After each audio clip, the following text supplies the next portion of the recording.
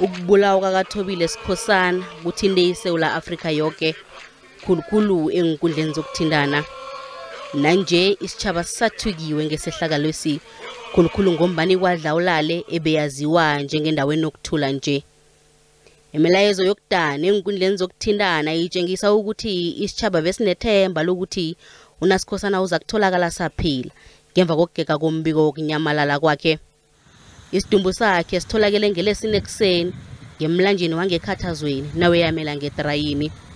Kusola bona ukatiwe ngaphambi kobana abulawe ngokukhanywa. UNaSkosana ohlathululwe njengomuntu obekathanda abantu anehlonipho begodu athanda nefundo. Umndeni uthi ulimele khulukhulu ngombana ubeselaziqedile nemfundo zakhe zobutitjhere azenze UNISA. Batha bakufuna nje bulungiswa. Into esifuna bona ngathana iza kwenzeka ukuthi avele achuchiswe athole indawo yakhe emfaneleko isikhiya silahlwe. Okhulumela amapholisa eLimpopo uBrigadier Motlafela Mojapilo uqinisekisa ukuvula kwecala lokunyamalala nokubulawa kukaSkosana epolice station eHlokotlowu.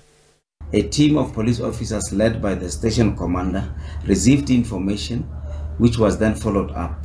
The suspect was subsequently arrested. EFF esifundeni seLimpopo ithi izokuqinisekisa ukuthi umsolwa akanikelwa ibhayili kanti basola uhulumende ngokukhayela kwensetshenziswa zamapholisa khulukhulu endaweni ezisemakhaya. Kanti okhunye okuvelileko ukuthi abomma banamhlanje kufuneka babumbane njengabomma bango-1956 balwe nomuha wokubulawa kwabomma. Had the police escalated the resources, we could have saved the life of uThobile. Nevertheless, the EFF will stand firm and make sure that the perpetrator does not get bail. Re hlokomezegile re le basadi motho mo mongwe wa monna o itirela ka mogwa a ratang. So re le mokgatlo wa EFF re enough is enough.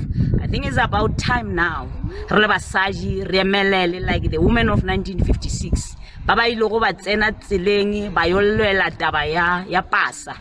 Ngaphambi kokuthi abhubhe umufi uhlele enkundleni zokuthindana amalanga naka-20 ngenyanga epheleleko wathi emoyeni khona silimele okufakazela ubujamo nomoya wakhathesi ngombana nakusitshaba seSouth Africa silimele ngokubulawa kwaThobile Skosana.